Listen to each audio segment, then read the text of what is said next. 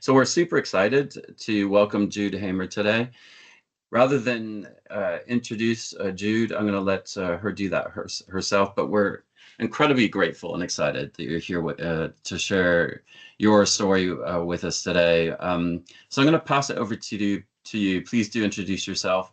We'll hear a bit about Jude's story, of course, and while we're doing that, please use the chat function to react, ask questions, that sort of thing. And we'll certainly come to those after Jude finishes her presentation. So Jude, over to you. Hi everyone, my name's Jude. My pronouns are she, her. I play wheelchair basketball for Great Britain and I've played for the last, 17, 18 years. So I'm going to talk a little bit about my athletic career and a little bit about my education background and how I got to where I am today. So I'm just going to start sharing my slides with you guys. Okay, so that is my last slide. We don't want that one. So my name's Jude, as I said, play wheelchair basketball. I have been to 3 Paralympic Games so far. Hopefully go to LA as well. And I have played since 2007, competed since 2009 for the Great Britain team. Competed at three World Championships, where we came second in 2018, and countless Europeans, probably about 9 or 10 European Championships now. We compete every other year in European Championships to qualify for the Worlds or the Paralympics, so they're very regular in my sport. So I'm just going to go through a little bit about my story, how I got into basketball, and about me. So I was born with one leg shorter than the other. There's a picture of me and my 2 sisters are in the front, and my mum and my dad in the back with my grandma. And I was born with one leg shorter than the other. I had to wear a built-up shoe for most of my childhood. Basically, it's called PFFD, proximal focal femoral deficiency, and I basically had my femur just didn't grow. Nothing on my right leg grew properly at all. We didn't really realize the extent of that until I was in my teens. It was a very new thing, very poorly understood when I was growing up. Didn't have the joys of Google. I found out when I was researching to do this talk, I found out that Google didn't exist until after I was born. So the doctors, when they came around to check my hips when I was a couple of days old, found out that my hips weren't stable, and had to go away and fax each other across various hospitals to find what was wrong with my leg. And it took 2 or 3 days, which was obviously terrifying for my parents. I was their firstborn child as well, and they had no idea. Scans weren't advanced at that point, to the point where they could have found out what was wrong beforehand either. So they had no time to prepare for this. And they had to just deal with it on the fly. I had 25 surgeries roughly from the age of 18 months to the age of 15 to try and correct the length difference between my legs. Only 4 of those operations were planned, 1 to stabilize my hip, and then 3 surgeries to lengthen my leg, to lengthen my femur. So they used to break my femur and put pins either side of the break and a frame on the outside, and then they would use an Allen key every day for about 6 months to turn it to make the gap bigger. And the theory is that bone would grow and you'd have a longer leg. Which did in theory work, but also led to a multitude of complications. I twisted the bone the first time they took the fixator off, the external fixator. The second time I broke my leg in plaster. They put me in plaster to stop me twisting the bone, and I went one better and broke it. And the third time I dislocated my hip. At the start, I don't think they understood how badly affected my hip was. So I don't think they realized that lengthening my leg could cause it to dislocate like that. And it pulled out from my hip joint around the back of my pelvis. It took 3 years to find a surgeon that was confident enough to put my hip back in. And I kind of showed how stubborn I was at that point. They told me I was 11. They told me I wouldn't walk whilst my hip was dislocated, and I walked every day on crutches until they put my hip back in great pain, but I was absolutely not gonna let them decide that I couldn't walk on it. They weren't going to put it back in anyway, so what damage could it do, I think, was my theory as a young teenager. So yeah, I had my leg put back in, my hip put back in, and then went to go and speak to the leg lengthening surgeons about the next steps. Um, and they were, saying that it was very touch and go whether any surgery would work this time, whether I'd get any length. It was likely that my hip would dislocate again. I'd also had a bone infection in that time as well. So there was a lot going on that was going to risk my leg. And my mum at that point asked them, well, what about amputation? Which was something that we'd never spoke about really. I would always been told that I would have two legs the same length by the time I was 16. Um, and that was what was in my head, was that I would have two legs the same length. I wouldn't have to have, I never even considered losing my leg. And at that point, I just kind of stopped hearing anything that was said in the meeting because I couldn't focus on the fact that I might lose my leg in this. Um, and then very quickly after that, I realized that that probably was actually quite a smart thing to do. I was 15 at the time, and I desperately wanted to be at school.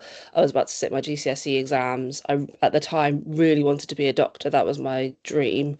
And I just wanted to be, yeah, I think everybody in life, especially when you're a teenager, just really wants to fit in and look like everyone else and feel like you belong somewhere. And I didn't. Because I stood out so much because of my leg. I wasn't in school for long periods of time because of all the surgery I was having. Um, and I just wanted to have 2 feet on the ground and people to not notice that there was anything different about me when they looked at me. Um, and yeah, I chose to have it done. In 2006, when I was 15, I had my leg amputated. And I can honestly say it's the best decision I've ever made in my life. I think about it a lot because I think I don't think a lot of people can comprehend that you can have something like that done and just have, especially as a teenager, and just move on with your life. And people ask me a lot if I regret having that done, if I wish things were different. And obviously, like, life would have been different, but I don't think it would have been better.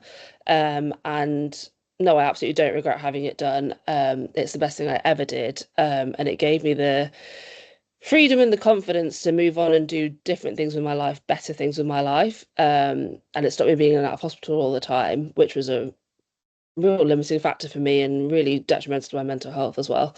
And it allowed me to do things like play basketball. And I also went on a trip to Ecuador when I was 16. So about 6 months later, I applied to go on a show called Beyond Boundaries, which was on the BBC a long time ago.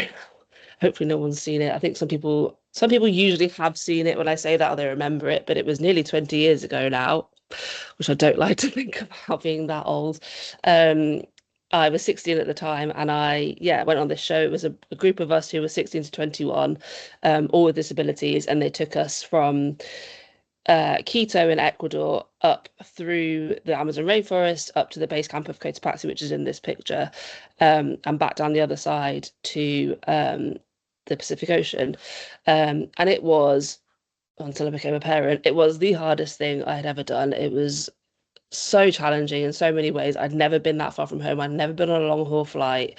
I'd never dealt with jet lag. I'd never dealt with altitude. Ecuador is crazy for altitude.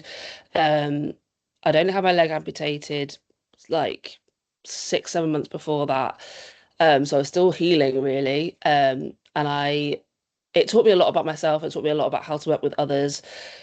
Um, and I think it helped me learn that it's okay if I have some limitations. Like, I could do that trip. I could walk across a country like that if I wanted to. Probably wouldn't do it again. Um, but it's okay to like to need someone to help me. It's okay to need a crutch sometimes and things. And I was not okay with those things when I was growing up. And I think it helped me to meet a group of people who had disabilities that were similar to mine. All I knew of disability before that was people like my sister who have cerebral palsy and are very dependent on people around them. And she's one of the brightest people that I know, but she has a lot of physical needs, and that was all I ever knew of disability, was needing somebody to help you constantly, and that wasn't my life, and I didn't know how I could fit into that. So to meet people who had disabilities that were similar to mine and had a similar level of ability to me, um, at that time of my life, I think was really helpful for me to learn about myself and about my disability and what I could and couldn't do. So I came back from that, and I'd started playing basketball before I went to that trip. But I came back and I started really focusing on playing wheelchair basketball, and taking it really seriously. So I started training as much as I possibly could. I started going to as many GB sessions as I could find, as many as I was invited to. This is the team from the World Championships I was telling you about in where we came second. That was our first ever major championship final, which was huge for the sport. It's in its entirety. The women's team has never made a final before or since then, on a world stage. Um, and yeah, I absolutely love my sport. I think the thing that I love about it most is that it teaches me a lot about myself again. You're never perfect at a sport like basketball. There's always something you can learn. The game's always developing. There's always new ways of doing things. There's always something you can get better or faster or stronger at. And I love that it's just constantly challenging me like that.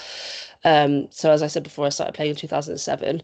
I just went along to a local club near my school, and just wanted to have a go. Didn't really think anything of it. Had no idea. I didn't really know what the Paralympics were. I don't think I'd ever heard of Paralympics before that. I didn't know there was a GB team. I had no intentions of doing anything like that. I just wanted to find something that was for me. I just looked forward to Tuesday nights when I could go and play basketball with my friends. Um, and that was all it ever was for me. And then one of the guys I trained with helped me get into a junior championship team for a weekend tournament. And I just went along just to play.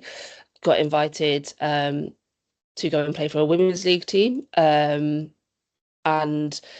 we used to run women's league sessions the day after or the day before GB camp days.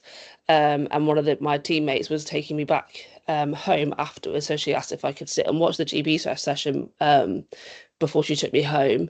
And the coach said, well, she can join in if she likes. I said yes. I had no idea what I was doing. People were telling me to do things. I didn't even know they were talking to me. I didn't know where I was. I sat on my own at lunchtime. I didn't know who anybody was. It was just the most daunting day. At the end of the day, the coach came up to me and said, well, you're not ready to go to Beijing. And I was like, cool, don't know what Beijing is. That's fine. Went home and was not bothered about it at all. My parents thought it was the most incredible thing in the world that I had been put on the long list of athletes who were eligible to go to Beijing, let alone the fact that I might even be considered to go to a Paralympics. And then I started watching any basketball I could find. At that point, the Paralympics were only on the red button for like half an hour in the evening, so I might get to watch 5 minutes of these women that I knew play basketball a day. But it was enough to inspire me to go away and train as much as I could. I moved my family live in Devon, and I moved my life up to where I am now, near Reading, to train as close to full time as I possibly could. I also was still working 2 days a week down in Devon, and did my best, to make everything work. And since that point, I haven't missed a major championship apart from the two that I missed when I was pregnant, which I think is a good excuse to miss a competition.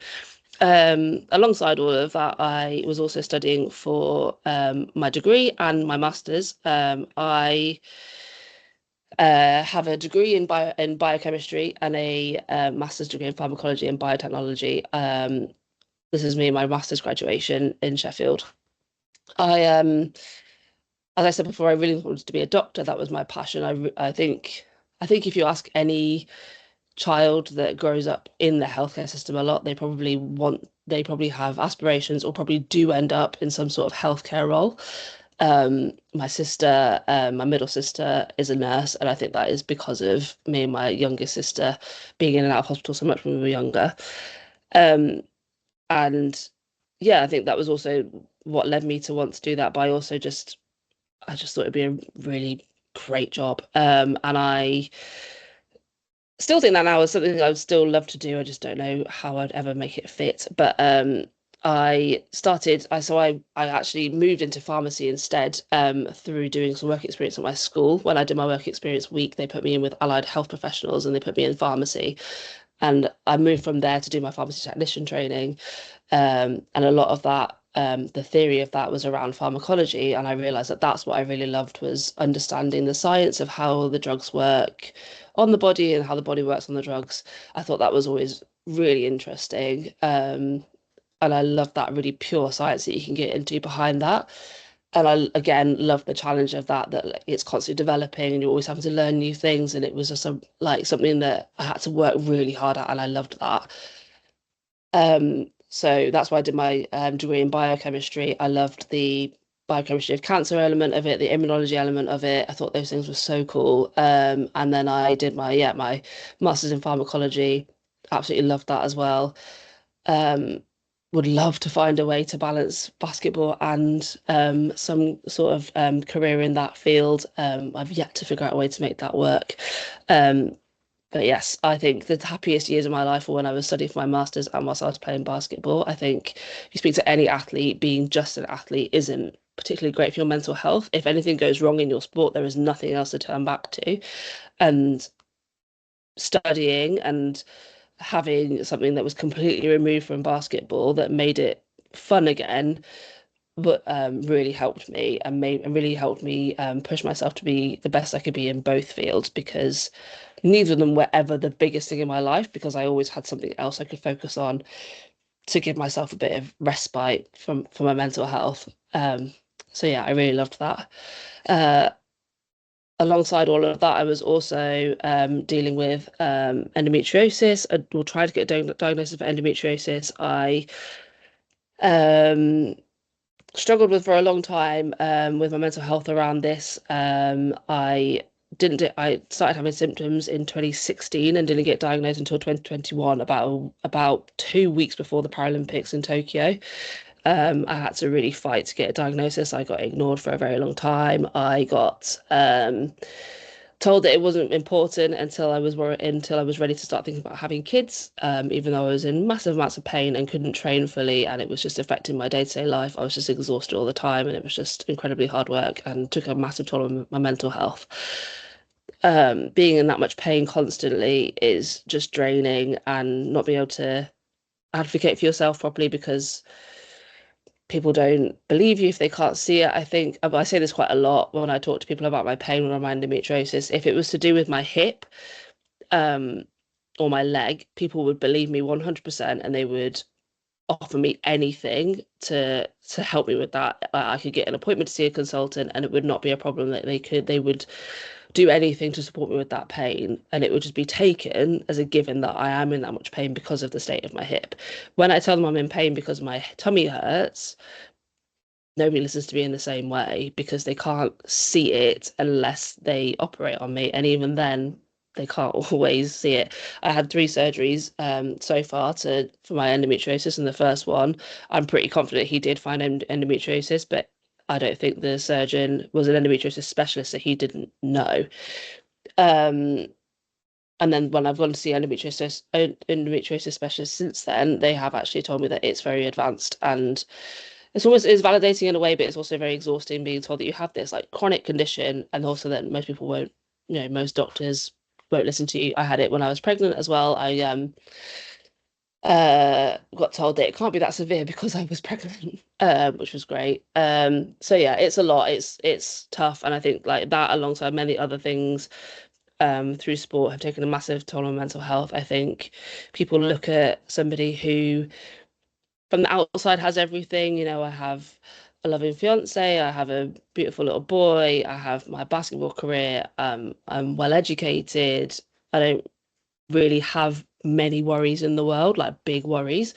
Um, and I think people look at someone like that and think that you actually must be completely fine because what could you possibly have to be sad about? But I have depression. It's managed on and off with medication. I have anxiety, suffered really badly with postpartum anxiety as well. Um, and I think, yeah, I think it's important for people who, from the outside, look like everything is good. And I think social media is a real villain for this in terms of like you can look like everything is perfect from what you're portraying on social media. But actually, just because your life looks great and everything on paper should be great doesn't mean that you're having the best time ever. So I really try to talk a lot about that, especially with younger athletes. I think that's really important that People don't feel like they should feel okay just because everything looks like it should be all right. Like it's okay to still need help and need support, and to talk about those things. And it's okay if things are hard. So I'm talking to you guys today because I am part of the LGBTQ plus community as well. I came out in 2020, not 2020, in 2013. I didn't label myself at first. I am proudly bisexual, but I didn't figure that out for as a label for a long time. I came out to my parents in a bit of a rushed way, not really the way I would have liked to. I was living in Alabama at the time, at university, and the girl I had a crush on was being really awful to me and broke my heart. And I FaceTimed my parents just to talk to them after training one day, and they could tell something was wrong, and I just burst into tears and told them about this girl. And then afterwards, I was like, oh no, that's not how I wanted to tell my parents about that. And they're amazing, and they were just really glad that I felt like I could talk to them about it. But yeah, it was a very rushed, garbled um coming out. It's not the story I thought I would have around coming out. And I think it took me a long time to even get to the point where I could say that. I think it was quite confusing for me, um, figuring out how I felt, because I dated men in the past and then I started dating women and I felt the exact same way about them. Um, and then I think that was quite hard for me. I was like, well, am I just really interested in this one woman, or is it a general thing, or like is it men, or is it? And I think it's hard to understand that, especially when I had a lot of people that were around me who were, if they were LGBTQ plus, they were very definite in where they sat, and I wasn't for a long time. Um, so a couple of my friends who were lesbians would say to me, you know, if I dated a man and I decided I didn't want to date men anymore, they're like, well, at least you figured it out, that sort of thing.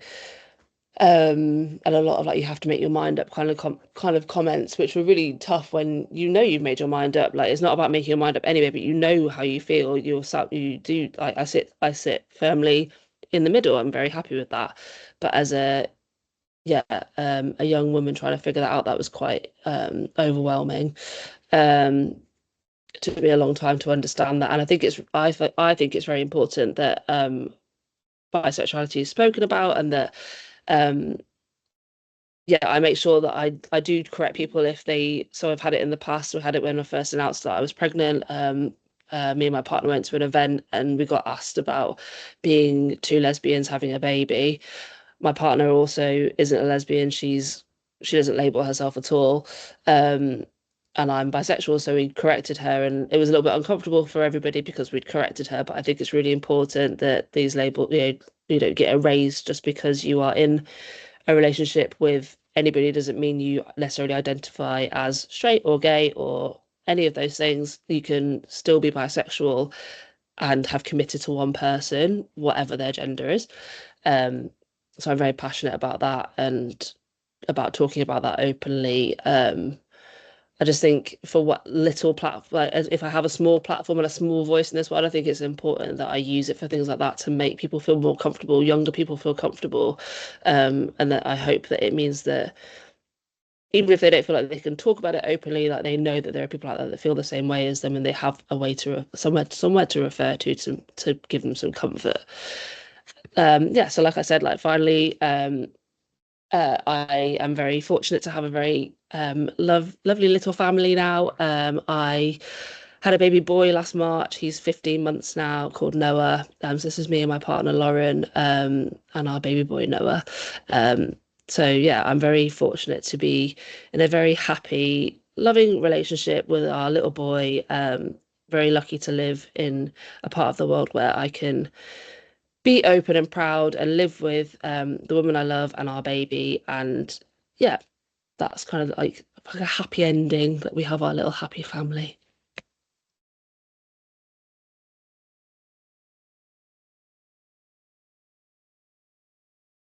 Amazing. So I noticed there was a lot of reactions. Let me just spotlight you there. There you go. Um, A lot of reactions. I don't know if you noticed the hearts and the claps and the various emojis that came through during your talk. So that was really nice to see that people engaged that way. We'll open it now for questions, if that's okay. Yes. Yeah. Okay. Yeah. So and I think I even saw somebody raise their hand, but please do that. So you can either ask a question just by typing it into the chat, but also just maybe raise your hand, and then you can come off mute and ask it.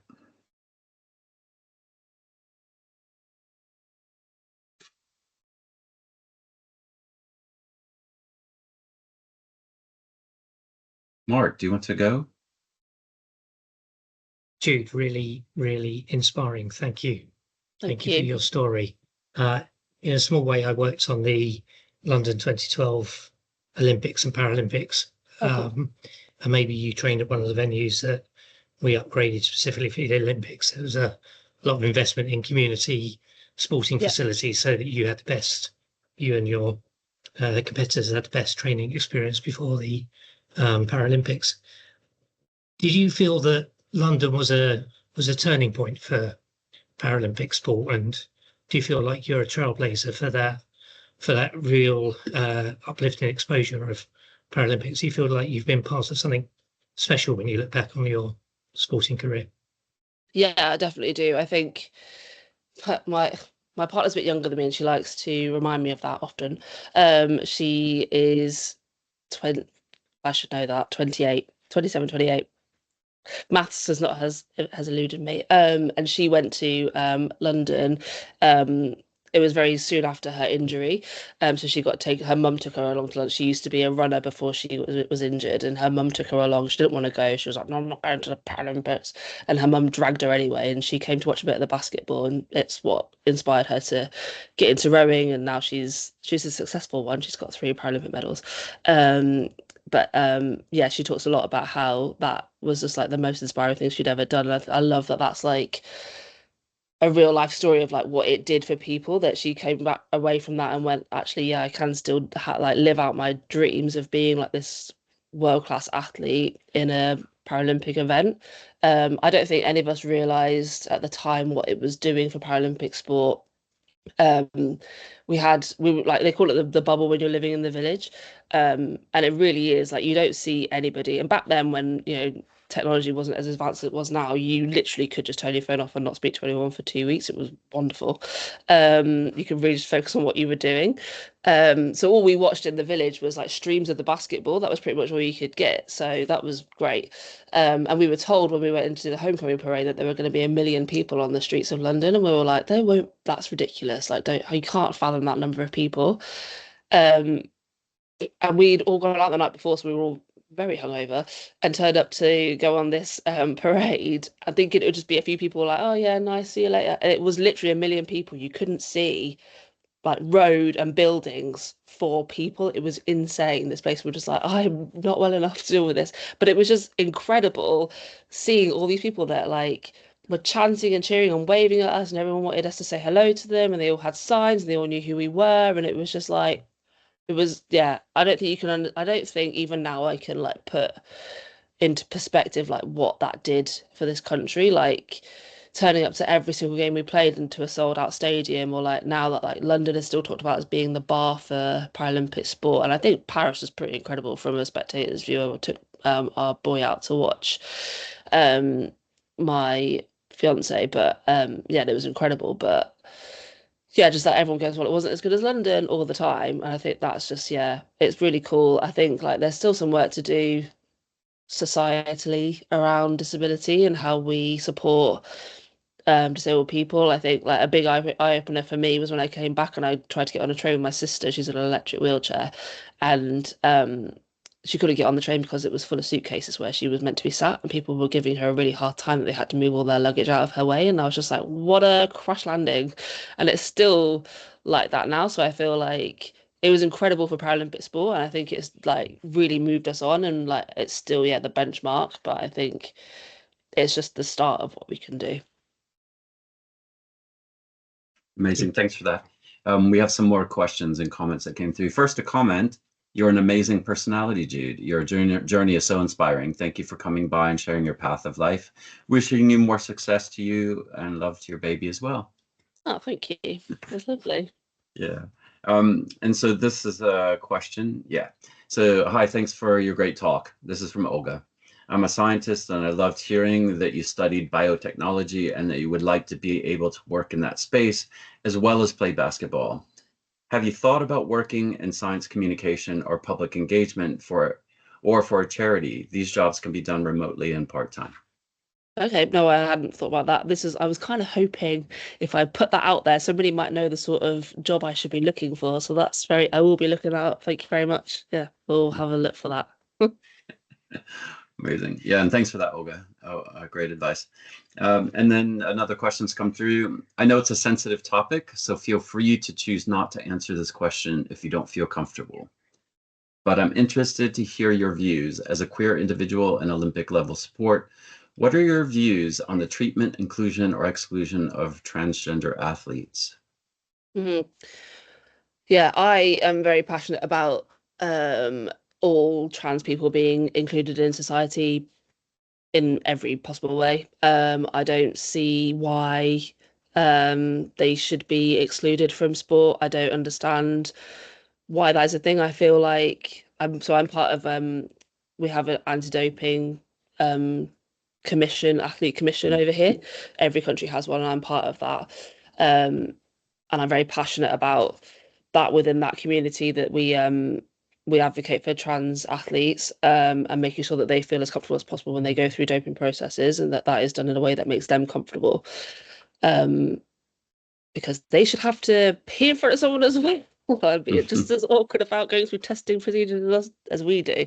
But yeah, I feel like I don't understand with the amount of technology we have nowadays and the way that they can so quickly test somebody and through doping processes and anti-doping and drug control and stuff, how they can do all of that so fast, but we can't find a way to support trans people to be able to compete in sport. I feel like that should just be a given, that if somebody is good enough to compete at that level, they're good enough to compete at that level. Yeah, I'm very passionate about that. I would have no qualms about competing against a trans athlete. It wouldn't bother me in the slightest, and I don't think anybody in my team would feel that way either. That's amazing to get a first-hand account, because it's all that you get exposed to really is what's happening or what's written about, and often quite skewed, I think. Yeah, I think it is. Yeah. I think it depends on who you speak to. I think like maybe if it's we have quite a queer team, so there's a couple of there's a lot of us who are out in various ways, and I think maybe that helps that I don't know, maybe we're more understanding of that kind of because of that of LGBTQ plus people in general, because there's so many of us that are in our team. But I think maybe we usually get a slightly different view if you talk to men about it than if you talk to women about it in sport. I think women's sport in general is a lot more advanced in that area than men's sport is. Like, I think if you look at the number of out athletes in men's sport in general, it's always a lot lower than women's sport. Yeah, a lot of really interesting factors there. Thanks for sharing that. So we have another question that's coming from Jake. You spoke about being mislabeled as lesbian and making sure to correct people on this. Are there other ways you feel you personally fight against bi erasure day to day? Other ways. I don't know how.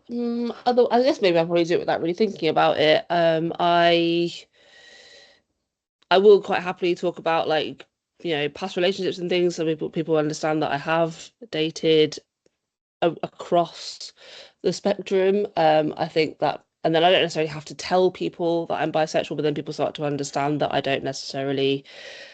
I'm not necessarily just attracted to women. I think I try and do it I think sometimes I worry that I'm going to make someone feel uncomfortable, but then I'm also like, why do I care if I make them uncomfortable, because they made me uncomfortable by labeling me incorrectly.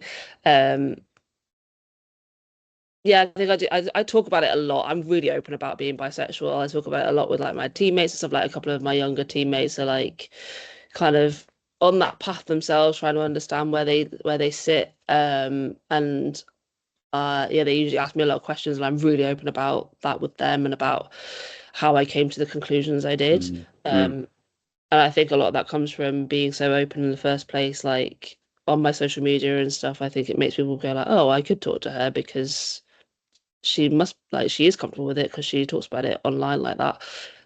So yeah, I just try to be like as open as possible about it, really. I would never hide it from anybody. I think it helps a lot that my partner doesn't care at all either. Like I've dated people in the past who have really cared that I'm mm, bisexual, and it's mm, been like the end of our relationship because they've not been able to get past that, even if they dated men in the past and then moved to only exclusively dating women. They then really cared that I wasn't gonna not date men. mm. Yeah, so I think it helps that she's just really like relaxed about the whole thing. It doesn't bother her at all. She doesn't feel threatened in any way by any of like this normal like bi myths. It makes me feel a lot more comfortable about talking about who I am. Yeah, amazing. Thanks for that. And please do continue to post questions or raise your hand. Just to follow up there, because you mentioned that you post to social media about your life. How can people find you if they're interested in following along Yeah. on your journey? So I really need to get better about posting on Instagram, actually. I'm pretty awful at the moment. I am Jude_Hamer on Instagram. That's the place I post, really. Okay. My partner, again, because she's younger, is trying to get me into do TikToks, but I don't think I'm young enough or cool enough to do TikTok anymore. Like, That is not true. That's not true. There's plenty of people, including myself, who've done a TikTok or two. So, and I'm I've way done a older than couple, you. and then yeah. Well, I don't know. I've done a couple, and then I'm like, God, I'm just trying to find the right trend, like to set me off. She's really good at it, but she's also really good at content in general. Like, Okay. so yeah, she's much better at that kind of side of things than me. I think it makes me be like, the bar's been really raised. Her content's really good. If mine's not as good as hers, then like, I can't post it. I love that because I think this speaks to one of the things that I noticed in the stories that you're telling is that you have a natural competitiveness, it sounds like. Oh God, yeah, yeah. Yeah. Where does that come from? I think it's my dad, actually. Yeah, I didn't ever think about that. Straight off the bat, it's my dad. My God, whenever he taught us how to play anything as kids, he would never let us win, just to teach us. We'd be like Yeah. playing Go Fish, and he'd be just hammering us. Like he didn't care. He would just be like, "Nope, sorry, that's how you learn." And like he'd just beat us over and over again and stuff. Would never. He was like a county level swimmer, and he wouldn't let us win a swimming race. Like he would just be like, gone under the water, and then we're like, trying to beat him. He's just, yeah, doesn't care at all. Um, it's like, yeah, one of the things we talk about, me and my partner talk about a lot about, like when we first started dating. Like I lived in Devon with my Mhm. sister, and she came to live with us during COVID. And we went and did a lot of CrossFit workouts. So that's how we met. Like, was doing online CrossFit workouts together, and we started doing them in person at our local gym. And we'd turn up, and our coach would be like, "Great, you guys are here because like you're really good at this, but also please like calm down," because we just spend the whole workout just being like, I'm like, she's really good at like pulling exercises like pull-ups and stuff like that, and I'm Mhm. really good at pushing stuff because of us. She's a rower, so because of our sports. Yeah, yeah, So yeah. she'd like smash me on something, and then I'd beat her on the next bit, and we'd just be constantly just like fight, like blacking out. I literally have like blacked out trying to beat her in a workout before. Like we're just, yeah, we had to stop doing it. It was getting out of hand. We were gonna injure ourselves. I love it. So I think certainly what comes out of your story is the benefits of that, saying if you tell me I can't, I'm going to anyway. Yeah. Or well, but also I guess the negative side is sometimes you black out trying to beat someone. Yeah, I think that was like a big thing that I learned like doing that through that Ecuador trip was that yeah, I had to learn that it was okay to have limitations, and like Yeah, sometimes you need to like know where your boundaries are. yeah. Ironically, for a show called Beyond Boundaries, but it's okay to like not be able to do absolutely everything by yourself. And Mhm, I was mhm. really stubborn about that for a long time when I was a kid. Yeah, great. And we do have a question coming in from Carrie about your sport actually, and she asked, what was it specifically about basketball that drew you to wanting to play? And I had that same question. Yeah, what is it about basketball? So it was the first sport I tried. So I think a little bit of it was that I had never been able to play sport. I can't run, never been able to. I think everybody had this misconception around me when I had my leg amputated. They'd be like, well, you just get a blade and run now. And I'd be like, well, that'd be nice if my legs worked. But they never did anyway. So like being an amputee didn't make that any better. So it was the first time I'd done a sport where I didn't have to worry about that. I could just, it takes away all those barriers. And I grew up always post-operative. Like my teachers and assistants would never let me play with the other kids because they were worried I'd hurt myself, which I did do regularly, so fair enough. But they're always really worried that I'd injure myself and end up back in hospital. And to find a sport where I could just play and not have to think about it at all, and I could just it wasn't about my disability, it wasn't about what I couldn't do. It was just, it's fast and aggressive, and our sport is mixed until you play internationally. So I was playing against anybody and everybody, and I just wanted to be the best at it. And I think, just having that taken away from me, not having to think about like, oh, my leg hurts now and I can't keep up and I have to sit down. Like, it was just, all of that was just gone. And like I said, like before, like I just love that it's one of those sports. I guess all sports are like this, but I feel like some sports like are tactically like this, just advancing all the time. Like the game is completely different to how it was when I first started playing, and having to like adapt how I train and how I learn to keep up with that. It just really speaks to my like sciencey need to learn constantly. Yeah, all really good stuff there. Chris, you have a question. Do you want to ask it live? Yeah, thank you. Hi, Jude. So I also came out clumsily to my folks. So, but I was curious to, they all through the story, they've been very supportive of you. How did they react when you came out clumsily to them? I don't remember. Maybe I don't remember it at all. I don't remember them really reacting at all to it. Them just kind of being like, okay, and just carrying on the conversation. Excellent. I think that's how I remember it happening. And then when I came home, I spoke to my mum about it a little bit, and she was like, we were a bit surprised.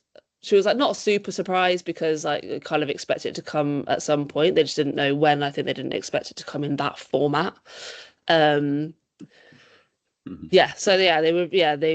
think it was just more like the way I delivered it was a surprise rather than how, like, what I was saying to them. And they were always great. And I was always a bit, I don't know, I think you just worry, don't you, about how it will be received. Like I didn't know of anybody really that they knew who was LGBT at all. Like it was, it was my family. Just live in a very like heteronormative world, I guess. So like it wasn't really anything. I had like an uncle who was gay, but there was like one person in my whole family, and I didn't really know anybody else like that they knew. So I didn't know how they really interacted with people like me. I didn't know if they wouldn't, like if that was because they actively didn't, or like what the reason was. And I said that to them. I said I didn't know how you'd react because I don't know what you're like around LGBT people. And they were like, I think they were a bit upset actually, because I think they realized that they'd done that they'd put me in a position where I didn't feel like I could, because they hadn't ever really thought about it. It wasn't like a deliberate thing. That's just their world is just very straight, and they hadn't really thought about how that would come across to us. That's very common as well. So that's very common in all the many of the coming out stories that I've heard is your parents haven't ever indicated, either positively or negatively, how they would react in that situation. So it's really important. So they were great about it, and like my mum loves a Pride March, big allies. Amazing, thank you. Okay, we have another questions coming through from Jake. Is wheelchair basketball a pretty good space to be in for queer people, not only women but other genders? And P.S. You're very, very cool. TikTok or no TikTok? Thank you. I watch a lot of TikTok. I probably like don't like create enough for the amount of TikTok I consume. Is to I don't know, to be honest with you. I think for queer people, yes, I think it probably is quite an open, accepting space. I can only think of two trans. There are two trans athletes that I know of in this country that play. And as far as I'm aware, like one of them plays for my club, and they're very well accepted and very, very happy in the club. A very active member of what we do on and off the court, which is lovely. So I assume because they feel so welcome and so comfortable to be so active that it must be in small pockets, at least in specific clubs, probably a very accepting place. I don't know if I could say that across the board. I think the difficulty with it probably comes higher up when you get into like international level sport. A lot of sports still segregate and don't allow trans athletes, which, like I said before, I don't necessarily agree with. I don't really see what the difference is. I don't know why they wouldn't be if they're good enough. Like, I feel like if you're a good enough athlete, you're a good enough athlete. And I think a sport like basketball is so subjective. Like, I just don't see what the problem with having trans athletes compete is. But yeah, I think that we are starting to have a few more trans and non-binary athletes competing at like grassroots level. Yeah, so I think it's getting there slowly. Yeah, amazing, good. I haven't noticed any other new questions come in. I think we can probably wrap things up here, but and this is a generic question and a big question sometimes to ask, but it's always nice to hear at the end of a talk like this, particularly around pride, is generally just any advice that you have. I think for the month, like for in general, but based on your experience too, anything you'd like to say to the group today, any advice or reflections or anything left unsaid that you just want to put out there? Oh, advice. I think my big kind of like mantra, I suppose, was just to say yes to everything for a long period of my life. I still do try and say yes as much as the limits of having a small child allow me and needing to try and get 8 hours of sleep somewhere. But yeah, I think saying yes to everything that came my way and trying everything, you know, I wouldn't have ended up in Ecuador. I wouldn't have ended up playing basketball. I thought I was going to end up as a doctor. That was my dream job. I never considered being an athlete. I didn't play sport at all when I was growing up. And I think, yeah, saying yes and just trying things and just giving it a go and ending up where I was meant to be, really. You know, I wouldn't have met my partner, I wouldn't have had our son, I wouldn't have gone into the, you know, academic field I went into. Any of those things would have happened necessarily if I'd not just said yes to basketball and seen what happened. It doesn't have to be a sport. I think I wasn't very sporty growing up at all. I wasn't interested. My dad was really interested in sport growing up, and I was bored all the time when they were watching it. But I tried to find, I was really into reading. I was very academic, and I think I find it really important to say that it doesn't have to be sport. That doesn't have to be your thing. Just because I'm an athlete and that's what I'm talking about, that became my thing. You know, I love to read, I love crochet, I love video games. Like, I have so many other passions like outside of sport. Sport is just one thing that makes me who I am. And I think it's just saying yes to anything that looks interesting and giving it a go. And what's the worst that can happen? I said this when I moved to America and when I moved to Italy. What's the worst that can happen? You just come home again. Like, it's not, you know, that big a deal. Like, you don't have to stick at anything. If you don't like it, you tried it and you move on. So I think that's good advice, I hope. Absolutely good advice. And yeah, and I love this one too. Before we go, just to say, I posted some links to all of our social channels for the Proud Science Alliance. In particular, make sure you connect with us there, because you'll hear about other content through the month, but also the event that I'm hosting with Cairo Nevitt is at the end of this month, talking about queer well-being, that we're really excited about as well. But yeah, maybe here's the last question then, from Meg. I didn't want to ask such a basic, boring question. I don't think this is a boring question, by the way, but seeing your bookshelf, do you have a book that you would recommend to everyone? Oh no. Oh no. Oh God. One book. That's a hard question. Do you know what I read recently I really loved was I read Sunrise on the Reaping, the new Hunger Games. If you want to cry, that is really good. I'm trying to think of something that I've read that's a bit more educational than that. This is really bad, isn't it? A lot of those books I'm trying really hard to read on Kindle now instead, so they are like the shelves that have been forgotten. They just like look really good, but I haven't read a lot of them for a long time. I'm trying to like whiz through it quickly in my brain. What have I read recently that was really good?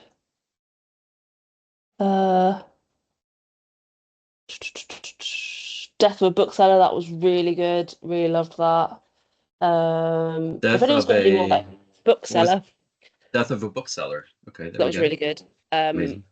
I used to be really into true crime, and it's a little bit about that like morbid fascination people have with true crime. It's I stopped when I started working in prisons. That will really kill that. You don't need to be reading true crime when you're living in it. If anyone has any like queer author recommendations, please let me know, because I really want to read like more diverse authors. I'm not very clued up on who to read. I'm trying to get back into reading now that my baby sleeps for more than an hour at a time and I have brain space again. So please, book recommendations would be great. Great, good. Well, we'll leave it there. And just a huge thank you for joining us today and sharing your story. Incredibly inspiring, insightful, and I think inspirational. And that's something that we can take through the month of Pride for sure and beyond. So thanks very much for being here, and thanks everyone for joining, and we'll see you everyone soon. Take care. Thank you for having me.